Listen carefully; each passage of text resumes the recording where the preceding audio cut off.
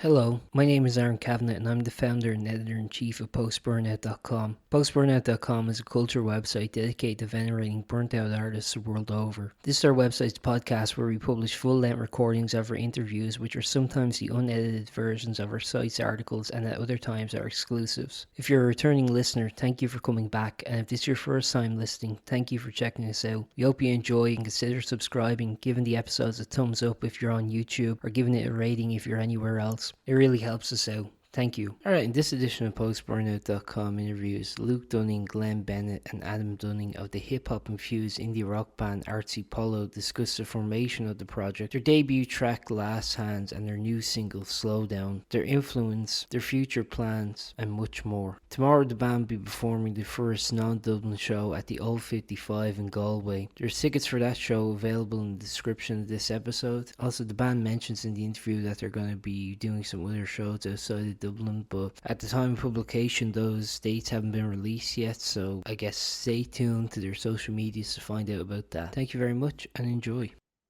Hello? Hey, how's it going? Can you hear me okay? Yeah, I think so. Can you hear us? I can hear you perfectly. How's it going?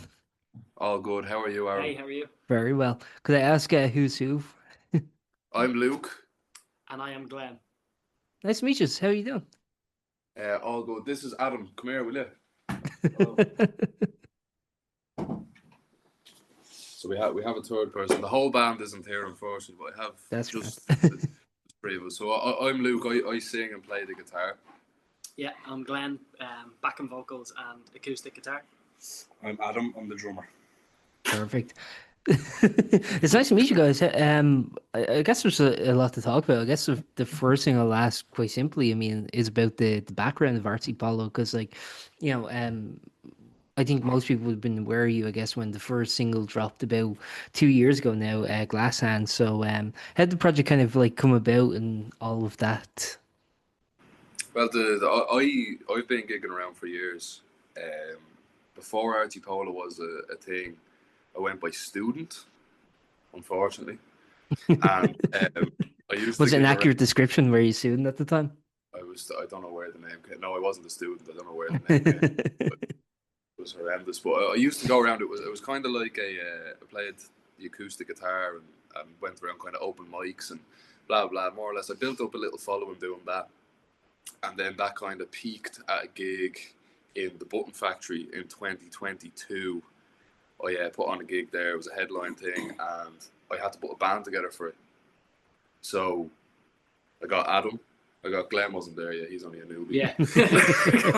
I got Adam. I got the band as it is now, bar with one guy. We had some swapping out and stuff at the start, but and then after that gig went so well, we said, here, look, we may as well just start a band. So that's where the band came from. So we officially became a band. I think it was. I think it was February 2023. February 2023. Did you guys all know each other beforehand, or did you just meet because of the project? No, we knew each other beforehand. Me and Adam are brothers. Yeah. Okay, that helps. For a while. And Glenn's our cousin. Yeah. Okay. That would be gas though, if like the first time you met each other was in the band, then you do like a DNA test, you're like, holy shit, we're all related. Still the first time. We didn't realise before. Yeah. So this band is based on a foundation of nepotism. Yeah. But there was like our bass player Aaron. He's like I knew him beforehand. From I used to be in another band with him, with a guy called Sticky Rhino. I don't know if you know Sticky Rhino. I do recognize the name. Yeah, everybody knows Sticky. Yeah. He's just a buzzer floating around. But we used to play with him. He was the bass player in that band. I was the guitar player, and he was the best bass player I knew by miles.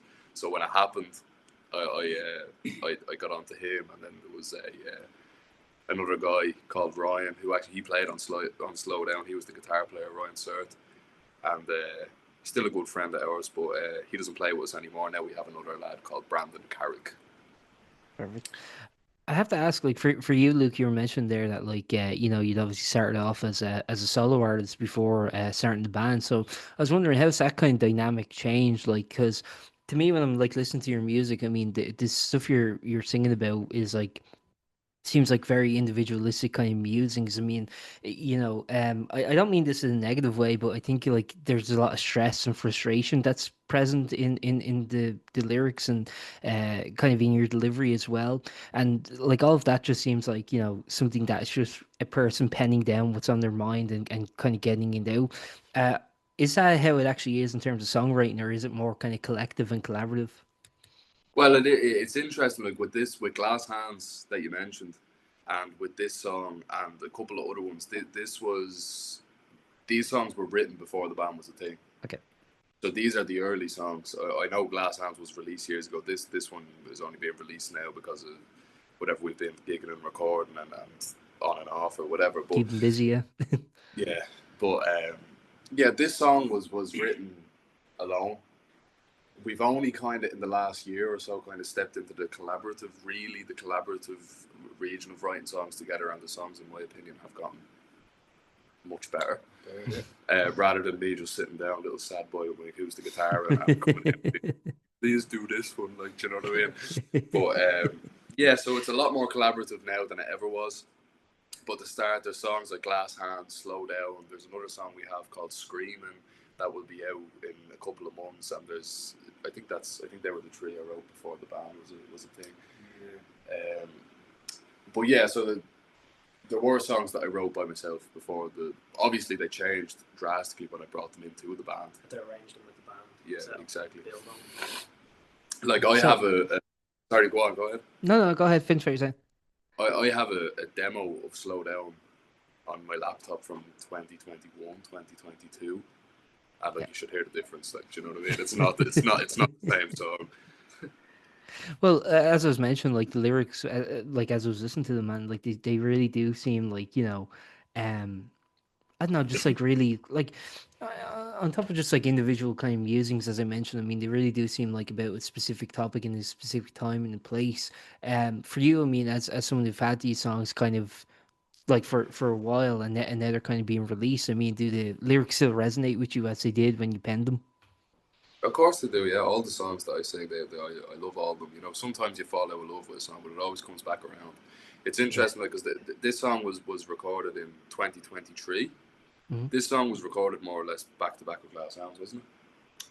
Yeah, it was within weeks of each other. Yeah. It's the same people that produced Glass Hands, the Beardfire guys, Rowan Healy and Al Quiff. But yeah, I mean I kind of like, we've recorded this song and we were like, we more or less forgot about it, and we went and recorded new songs and we fell in love with them as they were, and this is it. And then I was like, well, let's release the old one first and then we can get on to the new stuff. And listen back to it now, you're like, geez, like, that's a good tune. You know what I mean? You kind of forget. But like lyrically, yeah, the Slow Down is actually a song that I really resonate with, like lyrically, and it was great. It's one of them songs that I wrote and I was like, Jesus, like, did I write that? I was like, that's good. There's a few of them, like a lot of songs that we write, or like that I write personally, are like, you come up with a few chords and you have an idea and you kind of paint the lyrics on afterwards as an afterthought. Mm-hmm. Where this one was music and lyrics together, they kind of gelled well with each other, and I really love the lyrics in that song. Quite like them. And like also, I mean, like, what kind of like I guess like inspired you as a writer? Because like, listen to the stuff you're bringing up in songs, specifically the first song Glass Hands. I listened to like like you're really kind of intertwining the kind of the personal and the political. I think this new song that you mentioned, Slow Down, is a lot more kind of personal, and just seems like, I don't know, just kind of like well, I don't want to interpret it, but like it seems like a very specific story. I'll just say that much, I guess, and I'll let you kind of explain it if you wish. But what kind of like fuels you to kind of like, oh, this is something I need to write and to actually kind of pen? Well, it's like Slow Down. If you're talking about Slow Down specifically, it's Mm-hmm. like, Slow Down was it's lyrically, it is to me. It's about the feeling of, like, if I always explain to people, like, if you're on the bus and you see someone across the bus and you're like, that person looks cool. And then you start like making up a whole world in your head and you're like, maybe they do this and maybe they do that, but then at the end of the day you have to get off the bus and you'll never know. That's what the song's about. Like, so it's at the start of it. It's like I thought I saw you was a silhouette of somebody dancing. Or it's like I thought I saw you, as in you being like the person that I want you to be. Like, you know what I mean? It's like you're looking across the room at them, and then at the end of the song, it repeats itself again to remind yourself to kind of like, and I'd say like wake up, like it's not happening. Do you know what I mean? It's like this. That's what that song is about. But in terms of why I wrote it, or I don't know, it's writing songs is something that I always felt like I had to do. It's like a therapy. It's like, you know, you write there. Some people have, you know, exercise, and some people have whatever it may be. But I always just sat down and wrote songs, and it's whatever comes. Sometimes you're not even aware of like what you're going to write. Like it's just this thing that's in your subconscious that you're like, that was in there, and now it's out. You know, now I've processed that, I can move on to the next thing. You know what I mean? So I was obviously that day I saw someone on the bus, and I was like, okay, now they're. But it's our Glass Hands and Slow Down. Glass Hands is definitely is a more personal tale. That's a real thing. But Slow Down was kind of like a fantasy land, kind of, you know, both are equally as important as each other, I feel like. But that, you know. Yeah, that's something interesting that you're kind of mentioned there about like the kind of blending of, I guess, like fantasy or kind of like embellishment in your own head versus like, you know, the reality. I mean, that's something that I noticed from these tracks, man, is that like they really do seem very grounded, you know what I mean? They seem very I don't know, I mean, like you even look at it because I was watching the music video for before we jumped on here, and you know, the music video is really well done. It's really like, you know, just like again, just like very natural, just like Dublin streets, mainly following the girl around, which sounds bad when I say it out loud, but in the context of the video, it's good. She knew she was being filmed, but you know, like that groundedness, man, because like, you know, you it's interesting that you mentioned that, like kind of like incorporating that at the end of the song, because like, yeah, I mean, I think we all kind of like have that weird sort of like, I don't know, kind of relationship with fantasy, and kind of knowing that if you were to actually introduce yourself to the person that you're making up this story about, you know, they probably it'd probably be much boring reality than that. I was wondering for Exactly. yourself, like, how much is that kind of like reality and fiction kind of play in your head, I guess? You're what? Sorry, say that. Ask that question Like again. reality and fiction, how much do they kind of like play in your head in terms of like I don't know, just about how you kind of go about life as an artiste. Yeah, well, I feel like you know, sometimes like you say, fantasy or you know, embellishments on the actual story can be used to emphasize things that are real. Like, you know what I mean? To Sure. like it's how was I gonna say that? Yeah, I know what you like. It's but what you said there was interesting. Like if like I was talking about, if you bring it back to the person on the bus, and like if you're looking at this person and you're making up this whole thing, and you know, you can, before you actually get to know the person, you can make them out to be whoever you want them to be, and Yeah. then like someone who can fit into your life, that can fulfill your whatever you're needing at that time or whatever. But then, you know, it's a lot easier to do that rather than actually go up to and approach the person and Yeah. be like, "How are you?" And they're like, "Get away from me." You know what I mean? Yeah. But yeah, I feel like some of the, you know, some of the most beautiful stories in the world and beautiful songs are fictional and fancy, and you know, there's nothing wrong with that. I feel like people should embrace that. And hopefully to bring you all kind of into the conversation for this next question, like I want to ask like a little bit about, no, I'm not trying to be a dick. I was just like, you know, I'm trying to be welcoming, incorporating to everyone. But who kind of like inspired you, I guess, like in terms of like when you came together, I mean, like with your musical influence, because the music of Artsipolo is obviously so like, you know, versatile. I mean, you're combining like elements of like hip hop and like indie rock, and you know, just and I don't even want to even say that, because like, you know, I think even by using those as like reference points, you're kind of limiting the music a bit. I think it's actually a lot more interesting. It kind of reminds me a bit of like Jape. I don't know if that's an influence, but like Jape, or Okay. even like Saucecan Collective and things like that, kind of like what they're doing. But for you guys, like what do you think are the kind of, I guess, the overlap in your musical taste, and what are the kind of differences where maybe there's some butting of heads over certain things? Adam. Wow. Well, as far as like influencing my drumming style, Hmm. I'd say there is so many, but I don't know if you ever heard of a band called Big Country. Yes, of course, yeah. The drummer Mark Brzezicki, or however you pronounce his name. Yeah. He was like my Scottish. first kind of my first love in the drum. Like that's where I kind of fell in love with um, drums, and then like Chad Smith from the Chili Peppers, like Neil Peart, Nico McBrien, obviously John Bonham, Keith Moon, Yeah. all the classics. Yeah, so like I kind of like, not that I kind of like try and play like them. I kind of just kind of I know it's in my brain. I kind of just try and let it flow through me. I don't kind of like consciously try and play that way.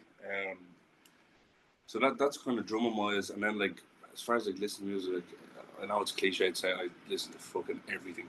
Yeah. Anything I can get my hands on, I love hearing new things. Constantly on the search for new stuff. Yeah, like I couldn't even begin to. Like I'd be here all day. You're better. Like, don't even ask me. No, I think there's enough references there anyway. But like, yeah, it's interesting. Neil Peart coming up. Like, I could not imagine that trying to emulate him.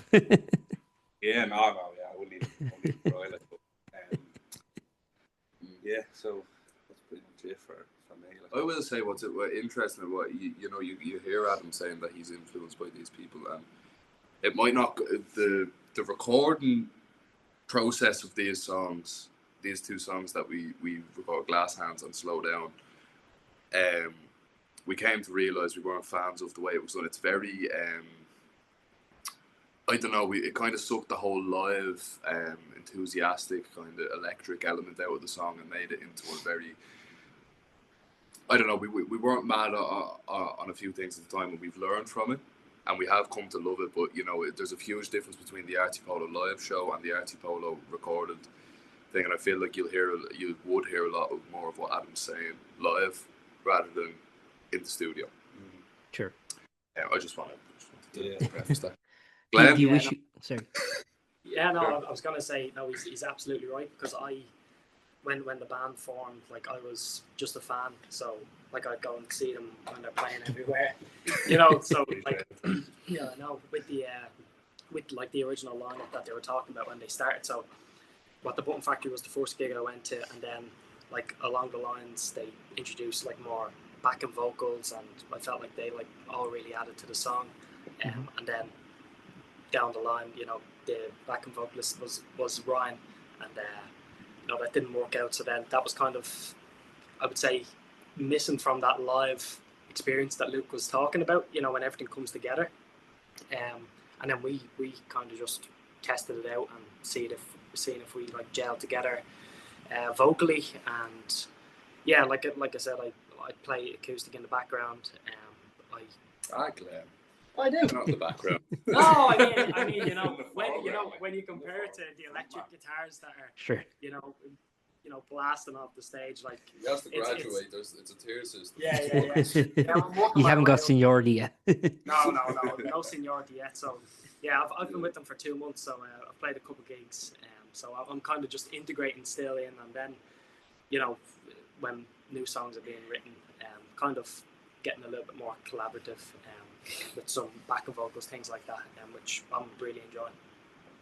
Yeah, and Luke, for yourself, I mean, are you open to that kind of like collaboration then, like when the other lads, because obviously like you wouldn't be in a band with them if you didn't like appreciate their opinion and their intake, but like it's a weird thing like with songwriters who are like primary songwriter and bring it to a band where it's like some people can be very like precious about all the different like elements, and any kind of change is seen as like blasphemous or something.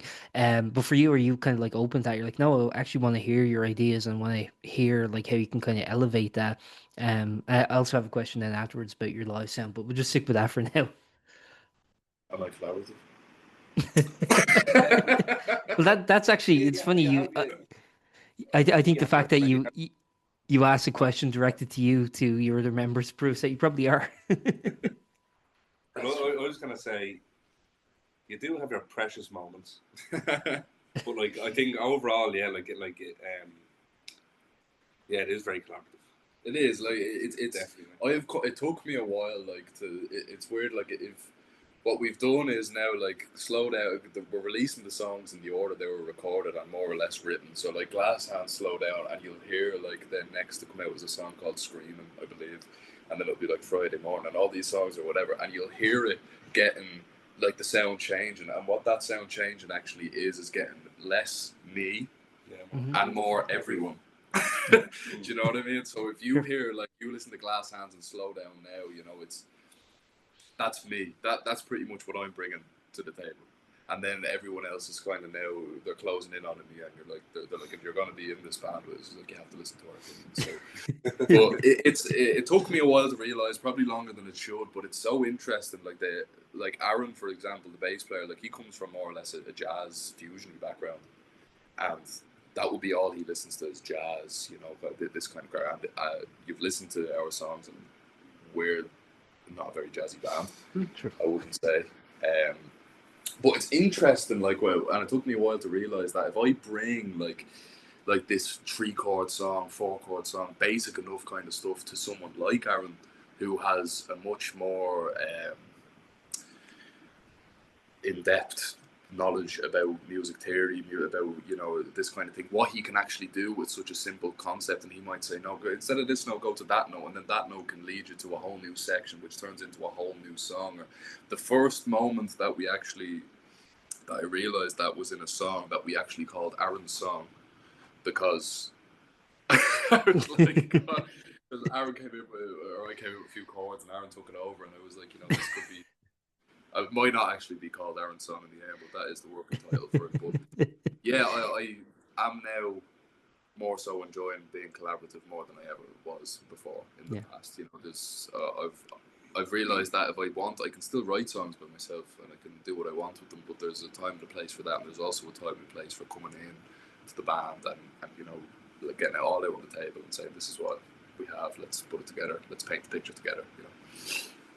And we're talking about like music there, but like in terms of like the lyrics, I mean, like I said, I mean, these like again to me just seem like really like, you know, individualistic kind of musing. So do the lyrics change at all when the collaboration's coming on? Like because like, you know, the thing about like, you know, with trying to match lyrics, I guess, to a rhythm or to a beat or to the instrumentation is that you do have to kind of like get very conscious about like, you know, the economy of words and like, you know, and I think there's actually an art form in that in terms of like trying to, you know, get the syllables to match, you know, the rhythm of the song and stuff like that, and having to try and think about how to reword things. So I don't know, is that cropped up in terms of like people kind of like or the other members rather kind of trying to sway the lyrics, or is that something where you're like, no, step off?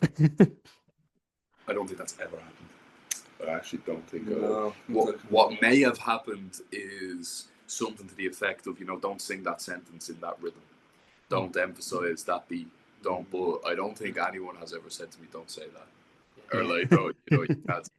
I don't know how I'd react to that. But no, fair enough. Like, you know what I mean. But lyric writing has always been a personal thing to be like. I've been writing my whole life, like since it was, you know, like same with like Adam. I know Adam been writing poems and stuff for years and years and years. Like it's writing to me has also always been a very individual thing. That's actually very interesting to think about. Like it's very easy to write music with someone. I feel like, but it'd be a lot harder to sit down and write lyrics with someone. That's true. Yeah, I feel like maybe not for some people, I don't know, but I feel like even like a classic example would probably be like the Beatles, like Lennon McCartney. Like, I wonder how many times they actually sat down and you know, went sentence for sentence and like I doubt it. Because it's like it would lose its cohesiveness. Yeah. If it's going from one person's brain to another, to, you know, I feel like maybe everybody's different. I don't know, but for us, I write the lyrics. Maybe they were. What happened there is when they wrote together, it became one brain. Yeah. You know what I mean? They were so. That's why they were so good. That's why they're so good. Maybe two average brains became one mega brain. Yeah, but that's why they're so good. Yeah, but when they went solo, they were class as well. They weren't I don't know. It did for me, but. Yeah, well, it did. But I mean, like the plastic. Anyway, we're going off there. No, I think that's actually interesting though, because like fucking Wings are the Beatles, man. Come on, like, the Wings are the Beatles. No, you're gonna pick the Beatles over Wings. Yeah, of course. Like, but I I mean, bet there is some it's prick who that. would pick Wings. There is someone who would be like, "No, Wings are way better." but like John I'm not saying Lennon's it's so bad, the like- Plastic Ono band after that whole album is definitely perfect. That's anyway. Sorry, go on, Art. No, absolutely no. But what I was saying there, like, it's just actually kind of what you were doing there, like, just like conversing with someone and like getting the ideas out. I think can actually like extrapolate because like I don't know. Sometimes you can kind of come in with like kind of like mixed feelings and like some kind of something's on your mind, but you can't like get it down to words and kind of go, what am I actually trying to express here? And sometimes just like shooting the shit with someone else in the band can help kind of extrapolate that, and you can go, oh, actually, this is what's on my mind. Okay, and it can kind of help you, right? I don't know if that's something that aids you. No, I feel like more if I can't come up with lyrics at the time that we're writing the song, I'll leave the room or I'll go home and I'll write them and I'll come back in. Yeah. It's never been a collaborative thing lyrically. Like that song, obviously you haven't heard it because it's not out yet. You might if we play it live at nearly every set. But what we're calling for the moment, Aaron's song was. I remember when we were writing that song, we had the music, we had no lyrics, and I think that was the only time that happened. Normally they get written side by side, and I left the room, and I came back. Yeah, do you remember that? I came back with the verse. And that's why that verse is just repeated like 3 times because I never. And I came back with the verse, and that was how I had to leave the room and just get him because I had it in my head, but everyone was in the room like saying, "Oh, you should come in like this, or you should do this," and oh no, we should play an F minor 9 to run around touch your toes here, like you know what I mean? And I was like, no, I can't, like I have to leave the room and get out. And I came back, and so yeah, I actually don't. I've never wrote lyrics with somebody. And was that the question you asked? No, I was just asking, like, about, like, just parsing information out and stuff like that. But yeah, Yeah, it's sorry. Yeah, go on, Abdul. I actually have something to ask you. Are you the type of person that, like, if you were to listen to, like, an instrumental from a different artist, you would start just, like, coming up with lyrics in your own head? Um, that's interesting. No, I probably I wouldn't. kind of do that sometimes. Like, certain melodies, I'll just be like, oh, I'll just start singing my own fucking lyrics over. There's some things that I immediately like. There's if someone sends you something, like it's interesting that you say that because I come from. I don't come from, but I in the past for a good few years, like you could probably hear it in the songs. I wrote and played hip hop music, and it was more or less just rapping. And with a lot of that stuff, it's someone will have half a song done, and they'll send you the song, and they'll say, put your verse on it, and in that way, you have to do that. Yeah. But I think from that somehow now, like I think for some reason, this is really random, but I think of an album called Cosmic Surgery by a producer from the States somewhere called Neat Beats. And don't let the cringy name fool you. It's actually a beautiful album, and it's all instrumental. And there's for some reason I just thought of that when you said that, and for some reason I couldn't even begin to think where lyrics would be placed on that because it's just so beautiful as a piece that I wouldn't want to touch it. So I think it depends on the song. It depends on the context, but more or less, I don't think so. No, I don't think I would feel the right to Add to a song. add to a song. I think if somebody wanted, if that's what they wanted out in the world, let Yeah. them have it. But it's not like they're ever going to hear it. Yeah. But like, yeah, I don't know. That would be fucking that'd be ballsy just to like put your own verse on top of it and then send it to the original artist. Cover a song, adding on verses. Yeah. Look what I did. Adding on verses. Yeah, some mad like fucking Pink Floyd instrumentals. Then David Gilmour CD. David Gilmour. That'd be interesting. David Guetta in fucking Pink Floyd. I also want to ask, you were mentioned there like about your live sound. You guys have been gigging like a lot. Yeah, I have a gig coming up. I'm gonna plug in a minute, but you guys have been gigging a lot over the last like 2 years or whatever, and you were kind of mentioned there that like the live sound has a kind of different sound than we're hearing from the songs that are the song that's already out and the song that's coming out. I was wondering, do you kind of wish, looking back on it now, that you guys had have honed your live sound before you went into the studio, or are you happy with that? And that's just kind of like influence your music going forward? Well, we kind of I feel like the studio recordings and the live thing have always been two different things from the start. Even from the first rehearsal, we always sounded different than what was recorded.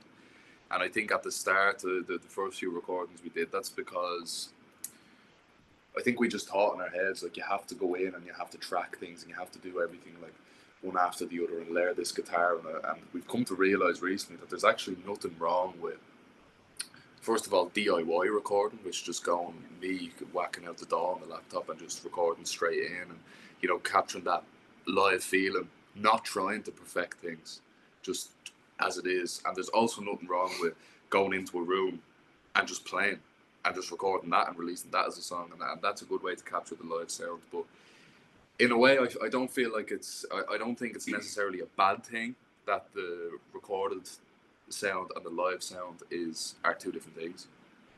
Like, that's fine. You see that with a lot of bands. We've actually in the past, I only asked Adam something about Slow Down there the other day, and I was like, do you do that? Do you play that live? And he was like, yeah, I play it live, but it's not on the recording. So purposely leaving things out. Individual. Like, exactly. Individual. Yeah. But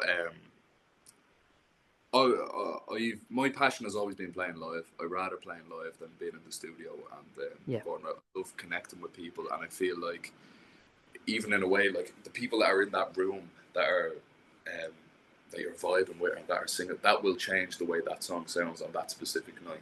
Where a studio recording is frozen in time forever, where you know, a kind of a live performance lets it live on and lets it, you know, might change a verse down the line, you might do an intro, you might do an outro, and I've always loved that aspect of it. So yeah, I suppose the studio recording is just a capturing of what the song was at that moment in time when we recorded it.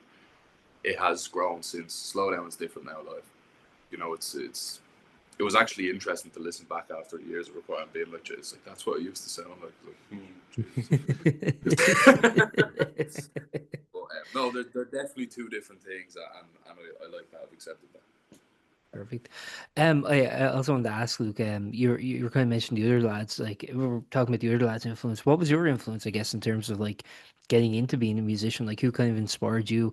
And not even necessarily just in music. I mean, like in any kind of art form. I mean, do you have other influences beyond just like, you know, the music you listen to? Like, does I don't know, films inspire you? Does literature, does anything, like whatever, visual art, whatever? It's weird. Like, I think we've actually had a good few conversations about this, me and Adam, which is like, you can, I don't know what way you worded it. I think we only said it to each other recently. Is like, you know, you never know what is going to inspire you at any given moment. Like, you could walk into a room and, you know, you could see, I don't know, like a piece of wallpaper ripped off the wall, and you could just think, Jesus, that's the first line in the whatever you're doing, like a poem, and then it just flows from that, and it's like you have to turn on the tap and now it's flowing, and you're like, oh god, we have to wash the dishes, like, you know what I mean? It's happening. And but yeah, that's the way I've always thought that anything, I can be inspired by anything personally. I feel like it doesn't even have to be the arts, like in terms of like movie, film, you know, actual arts, drawing, whatever. Yeah, it can be anything, but it did stem from music, and it has ended up in music, which is that we were a musical family, more or less. Like, I mean, our dad was, there's pictures of me with a guitar when I was 2. You know, it's like, but I suppose there's, like, when you're younger and you're kind of force-fed music and you kind of have to listen to certain things, and then you get to an age where you're like, oh, hang on, you're like, I can actually listen to what I want to listen to. And I went out, like, we come from, like, our dad would be more into 80s rock, I suppose, is his thing, isn't it? And anything more, anything less than that doesn't exist. Whereas, like, you know, I started going back the way, and I got really into, like, I suppose from the musical element, the Chili Peppers were my biggest inspiration. I was a John Frusciante freak when I was young. Well, oh my god, I learned it. When I say every single song, I mean every single song, every single demo, every single voice memo, everything. And that was where the music came from. Obviously, it stemmed after that. That was why I picked up a guitar, really, was because I wanted to be able to sound like him. And then I suppose the lyric thing, actually writing songs and lyrics, stem from Bob Dylan. I'm a Bob Dylan freak as well. I love Dylan's lyrics, and that obviously stemmed into other things, like then I got mad into Leonard Cohen and other kind of songwriters rather than musicians, I suppose you could call them. They are both, but I mean, I consider them more songwriters. Poets. Yeah, but I mean, I'm not as much of a music freak as Adam is. Like, I don't listen. He does.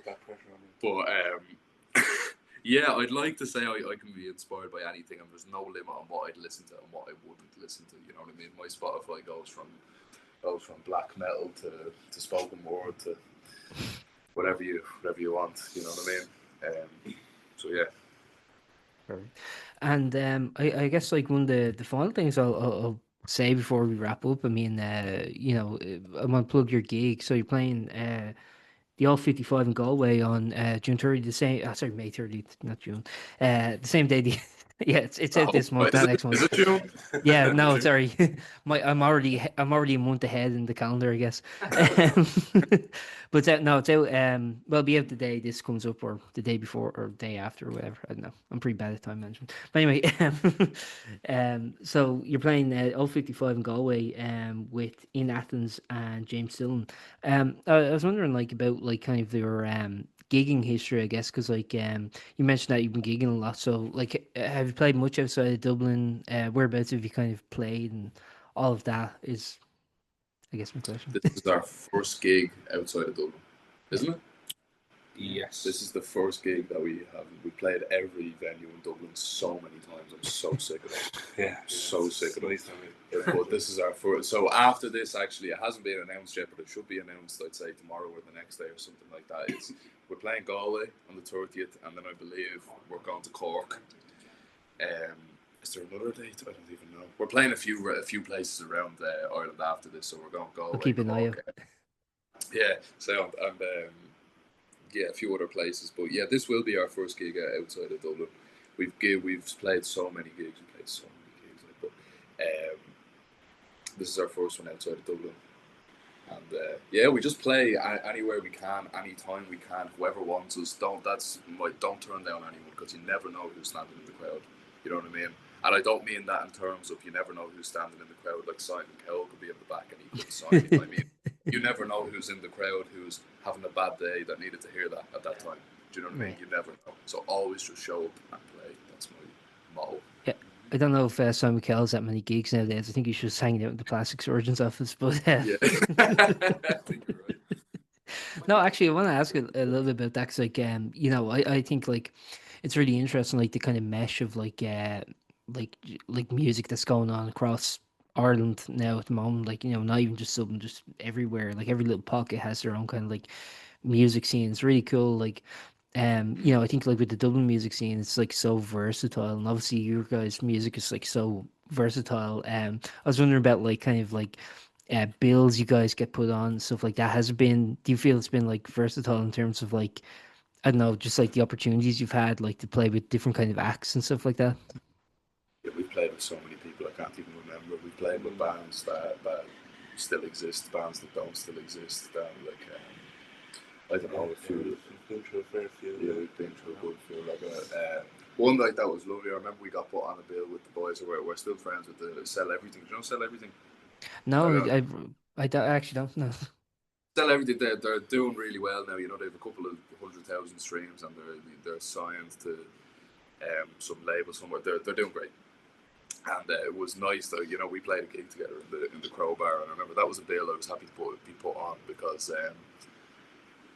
you know, there was sound lads, and it was such a good vibe, but we're drastically different musically, you know, and there's nothing wrong with that. I used to think that was a bad thing, you know what I mean, that it's, but you have to realise like that the people that are going to that gig will be open-minded enough to stick around for you, you know what I mean, and there's nothing wrong with, you know, a night with three bands who are the exact same probably is a bad thing, in essence, you know. But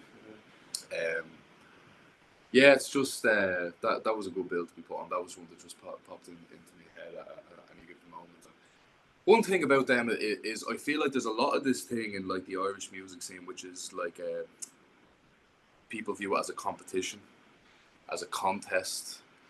I've seen a lot of people refuse to go to another artist's gigs because they're automatically, oh, they're not good. Like, do you know what I mean? Just because they're jealous or just because they have a gig at that given time. But I feel like when you start appreciating the other bands and realize that they're in the same boat as you, and it's okay, just let them be. Go to the gig, support them. They'll support you. There's no point in. It's not like there's one spot at the top. Yeah. Do you know what I mean? It's like we're all in it together. Like, there's no point in doing that. And I say that because the Sell Everything lads are doing great, and I'm so happy for them. Do you know what I mean? Because it's like they deserve it. Like, they're good lads, and why not? There's no point in not being envious. But sorry, I've gone off on a tangent there. But recently we played with Joe Maxey, which was a bit mental. I'm sure, do you know Joe Maxey? Great. Oh yeah. I'm very familiar with Mikey. Yeah. Yeah, Joe Maxey. Yeah, we played a gig in the Bellow Bar with them recently, and I ended They're up fucking sick, man. I saw them recently at Onshaw, and fucking insane. Legends, absolute legends. Because you talk to Mikey, right? And he's just like like a really normal dude, and then he gets up on stage. He's fucking the maddest bastard you've ever seen in your life. You see, I'm actually blessed with where I work. I work in Temple Lane Rehearsal Studios, which is a rehearsal studio in the centre of Temple Bar. Yeah, and no, yeah. Yeah, every band, every Dublin band has passed through there at one point or another. Like, and that's how I met Mikey, and that's how I met so many of these great bands. And you know, it's nice to be able to be friends with so many cool people. But yeah, that Joe Maxey gig was a bit mental. I ended up hopping up and playing guitar with them on a song, and it was crazy. Like, but yeah. Perfect. I guess the final thing I'll wrap up with is kind of what's your plans, I guess, for the rest of the year. I mean, we're almost in fucking June. I can't believe it. But what's your plans for, I guess, the last 6 months of the year, I guess? Well, our plan is to finally release all of the music that we have been hoarding on our laptops for some reason and haven't been releasing it. So it starts with Slow Down. We decided to work away from the earliest. Slow Down is coming out on May 30th, which is this Friday. Next Friday. Mhm. Next Friday. The day of the gig. Friday week, yeah. Same day of the gig. Friday week. Friday week, that's what we'll call it. And then hopefully 2 months after that, there'll be another song coming out. Then 2 months after that, there'll be another song coming out. We're just drip feeding singles for the rest of the year. That's the plan. Gig as much as we can, release as much as we can, and just stay active and just keep playing. That's all it is. We have no insane goal to play Wembley or anything like that. I just want to finally put out into the world what we have been doing. Actually, I have to ask. You mentioned there, like, you know, the kind of evolution of your songs as they like started as demos and stuff like that. Do you think, like, once the songs are out and you know, people can hear them and you know, get familiar with them and stuff, would it ever interest you, like, later down the line to like put out like a compilation of demos or anything like that? So like, here's the evolution of these songs, or is that something where you're like, nah, I just want people to hear the finished product? No, definitely. I feel like the process of writing the song is just as important as the final project. I have so many voice records on my phone of Fucking everything. Put everything else. yeah, absolutely everything. Just You should be SoundCloud. archiving that stuff like on a drive somewhere, just even if you're not going to release it, just to have it. In 20 years, when they're making the documentary, When Peter That's what I Jackson mean. comes knocking. yeah, I was only looking like recently, like for Slow Down, because when it comes out, obviously I want to put up a post on Instagram or whatever, and I want to be like, oh, this is, and I wanted to put up a voice recording of the original voice, or sorry, yeah, a video of the original voice recording of me writing the song, which I found, and I also found the whole process of me writing the original version, and I have them saved as whips, as work in progress, and it's like it goes up to like whip 27 or something like this. So it's great to have that. And then I had another one which was Adam and me learning Slow Down, and that was me and you when the band was being put together, and you're learning the drums. I don't remember that. Well, see, there you go. That's why I kept it. And yeah, so I'd love to do that. I love when bands do that. You know, when there's a band that you're really interested in, and they release kind of little behind the scenes things, and you're like, wow, you're like, they're human. Yeah. Yeah. Do you know what I mean? It's the same with, you know, when bands record studio sessions.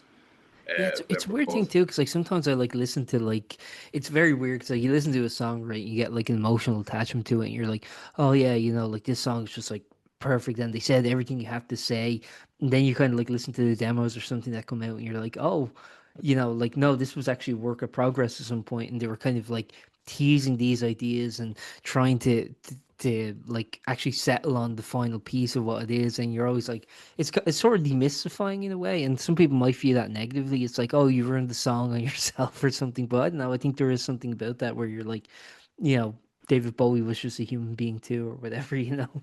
Exactly. Yeah, that we're all in the same boat at the end of the day. We're all humans writing songs. Like there's no, do you know what I mean? You obviously you hear the final thing as a masterpiece or something, but Yeah. that a lot of the time that's because that's what you're emotionally attached to.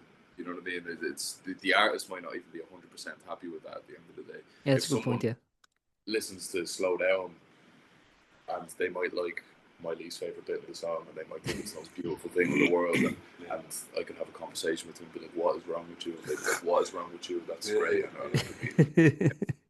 It's all subjective. There's no, you know what I mean. There's songs I prefer. Dude, this is actually a really weird thing that I'm about to say, but "Plug In Baby" by Muse, Mhm. right, is a great song. Good song, yeah. 2001, Origin of Symmetry, I believe. Anyway, there's a demo on YouTube. It's a plug-in baby demo from the 90s from when they were writing it, and I prefer the demo. And it's completely different lyrics. Doesn't have the main riff in it. I prefer the demo. There's a few songs like that as well. Yeah, 100%. So yeah, the answer is your question. Yes, I would love to do that, and we're going to call it RC Archives. Yeah. Oh, cool. Yeah, it's gonna happen someday. I love that you're thinking of like the longevity of it. It's like once we break big, we're gonna have this huge archive and people will be able to hear it and stuff like that. In 50 years, when we release our third single, yeah. Actually, I have two final things. I promise I'll let you go, but I have two All final right, things. you're Yeah, no, I just wanted to ask you actually a little bit about something you mentioned there that just kind of came to my mind there. You were mentioning like, you know, how you write songs and you bring it to the band stuff like that. But you were mentioning, you know, Aaron with his kind of like knowledge of like, you know, music theory and things like that. Do you? I think there's actually utility somewhat to having someone who's like self-taught or you know kind of just like learning and you know kind of writing songs that just sound good on kind of like that emotional kind of visceral level, and then also having a collaborator who can you know kind of like I don't know bring theory into the mix and try and elevate it or however you want to put it. How do you find that kind of mix about people who are kind of like you know self-taught, self-trained, and people who are kind of like you know actual students of it? Because sometimes I actually worry about you know, kind of like knowing music theory and knowing the correct way, quote unquote, to, you know, write a song or to kind of structure a song, can that kind of like take away some of that initial beauty of just like organically crafting something that you found by, you know, just noodling on your guitar or whatever? Well, I think that there's a fine line. Like there's between obviously there's a certain amount of like technical theory stuff that you need to know in Yeah. order to play the instrument full stop. But I feel like a lot of my favorite songs have been written by people who don't have a clue what they're playing. And I feel like there's like this beautiful innocence to people who never sat down and learned the I don't know, the Mixolydian mode or you know what I mean. And it's I purposely got to with guitar playing. I got to a point where I wanted to get to write the songs that I wanted to write, and then I stopped. Not that obviously I'm still learning songs that I love and stuff, Sure. but I stopped and I still practice. I stopped learning like scales and this kind of stuff. And I'm not discouraging anyone from doing that. Like, I mean, it's a great thing. If that's what you're into, do your thing. Be that amazing musician that you want to be. But I mean, for me, it took the fun out of it because I noticed in myself, I was like, I want to write a song right now. And I was like, G, C, I can't do that. That's not technically Yeah, right. because it's not like that guy in the corner looking at me like this isn't going to be impressed. Or, Yeah, you know. yeah. So I feel like it depends on what you're doing, what you're trying to do, and you know, it's like, there's just this innocence to people who know, like someone who knows just three chords, and like give someone three chords, and that's all they have, and just watch what they'll do with it, rather than you know giving them everything in the world and say just give them a small little palette, say, and they'll make the most beautiful thing in the world because that's their whole world. They'll make the Yeah. best thing You know what I mean? No, Rather than absolutely. I think like the first time you learn to like play guitar and then you actually start writing a tune for the first time, it is like, it is. I don't know. It is a really kind of, and not to be too romantic about it, but it actually is kind of like a very beautiful moment where you're like, holy shit, I'm actually making something that's like listenable. yeah, 100%, and that's what it is. Like there's nothing wrong with not knowing. Yeah. You know what I mean? A lot of things, like driving a car or something, you have to know what you're doing, unless people are in danger. But music is do what you want. It's the same with art. Like It's like, what's the best you can do with the least? exactly, yeah. Or even like give someone a canvas and a paintbrush. Don't teach them how to do it, and they might paint the most beautiful thing you've ever seen in your life. Like you can. There's no point in feeling like because loads of things can happen, like loads of negative things from trying to learn too much at once or feeling like you can't write a song until you know this thing or Yeah. just do it. Yeah, that's a really good point actually you're making there. Like a lot of people feel very resilient to start making art of any type, and that can be like, you know, music, or it can be film, or it can be anything, or literature, whatever. And it's like people feel like, oh no, I need to know more history, or I need to know, I need to have more reference points, or I need to, you know, whatever. It's like I need to know more than I actually know. Where it's like I think sometimes that can actually kill art, and sometimes it is better just to kind of like throw you in the deep end, go. I feel like there's a lot of people, like a lot of artists and a lot of, yeah, I want to say like a lot of artists I love, like particularly like young up and coming singer songwritery people that I've really taken a liking to. And I know myself, I'm like technically and on a playing level, I'm probably a better guitar player than you are. But if you had given me them same three chords, I wouldn't have done something nearly as good as what you did. Do you know what I mean? Yeah. So it doesn't. It's all what's in the person. It's not what they can do. It's what, you know, if that makes sense. I think. Perfect. And the final thing I'll ask, and I'll let you get on your day. The final thing I wanted to ask was actually a little bit about the kind of visual aspect of it, because like I was saying, I want to plug that music video you guys did again, because I really do think it's a very well shot video, and you know, really complements the team. Do you guys like think about that like aspect of it too? Because like I find like a lot of musicians nowadays have to wear like multiple hats. Like you have to be social media manager, you have to do PR, you have to, you know, and one of those things is like visual design. Now some people obviously have kind of friends and stuff in that area that they're able to get a hand up with, or but if they don't, they have to like commission people or else do it themselves.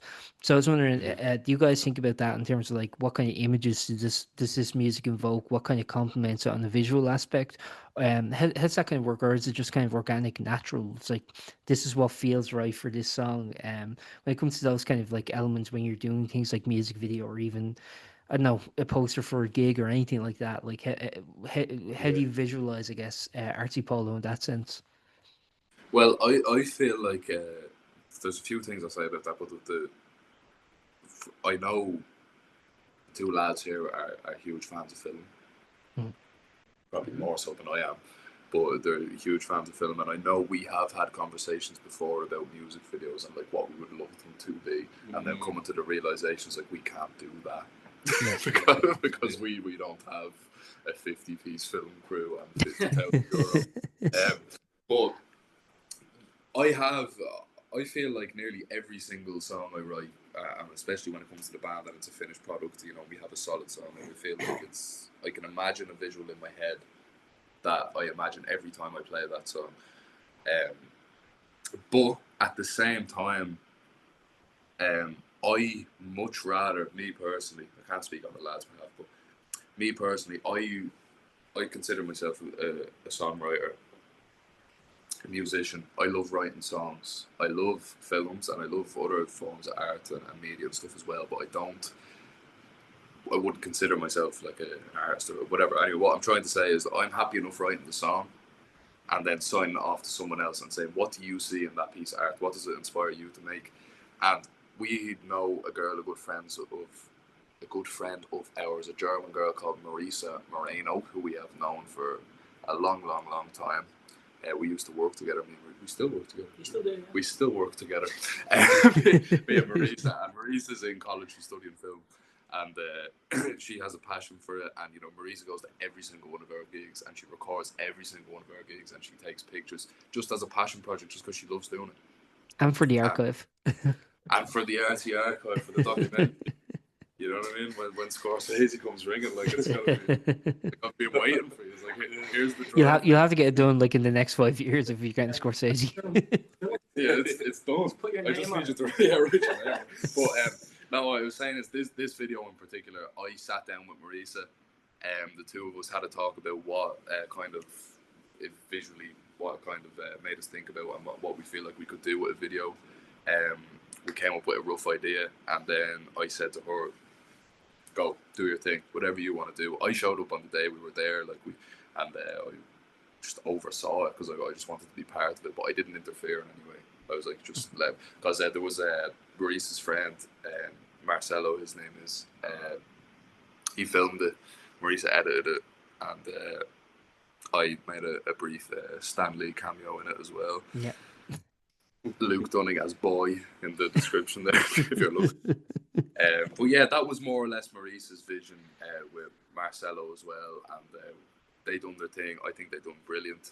I'm more than happy to not get that involved in that world and just let them do their thing. You know, I feel like it's a different medium, it's a different form of expression, so let them go do their thing. And if that's what inspires them to do, that's what inspires them to do. Let them do it, you know. It's almost like what art can be put on top of Exactly. that art. It's like that's what it is, and I feel like art at the end of the day is always inspired by other art. You know what I mean? Yeah. And it's interesting. When I came in here, I said to the lads, I was like, listen to this song. What was it called? Horseshoe Crab by a band called Slot Rust. And I was like, listen to this. I was like, this song inspired Slow Down. When I heard this song, I was like, I kind of realized, I was like, it doesn't have to be a big fancy thing. I was like, let's just put 2 or 3 chords together. I can do this. If you listen to that song now, and I encourage you to, when you get off this, it's Horseshoe Crab by Slot Rust. It sounds nothing like Slow Down. Absolutely I'm writing it nothing. down. But there was something in that inspired Slow Down to be. And yeah, it's like even if you can't really hear it, other people can. Exactly. That's what I'm saying, that it inspired it to be. And I feel like there's no point in me stepping in and going to Marisa, yeah, this is what the video should be and we should do this, because I've done my piece, you know, let her do her thing and be inspired and creative. Yeah. And as a creative yourself, how do you feel then when you see how other people kind of interpret your art? Yeah, I love it. Go do your thing. I've said and done what I needed to say. And go wild, you know, make a million films about it. I don't, you know. So you encourage fan films of your music. Send them in.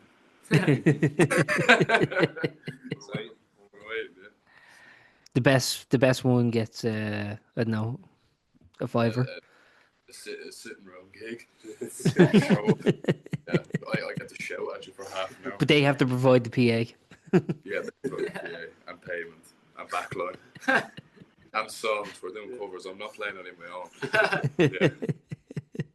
Perfect, lads. Thanks very much for your time. Is there anything you'd like to add before we wrap up? Is there anything we didn't cover? And plug your socials and all that if you want.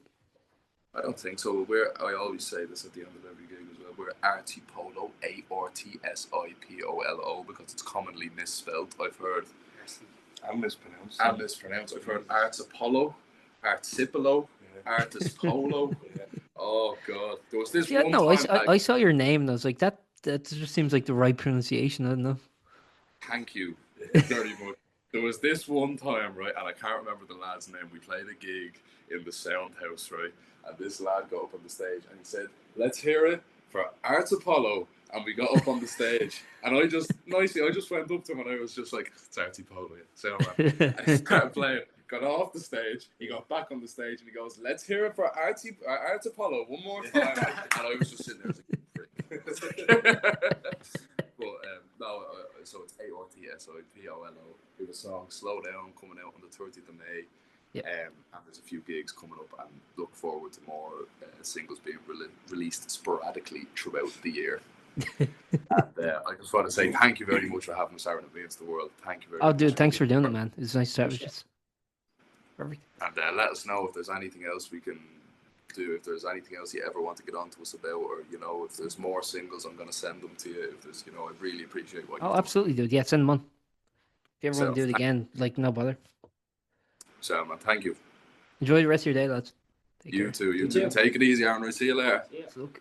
Thank you for listening to that episode of Post-Burnout.com interviews. We're an independent venture run by yours truly, and as I said at the beginning, liking, rating, subscribing, and sharing really helps us out a lot. If you're feeling extra generous, we do have a PayPal donation link in the episode description, but don't feel obligated, of course. We've also begun releasing occasional exclusive episodes on Spotify, so subscribe there if you'd be interested in hearing those. Thanks again for listening, and see you next time.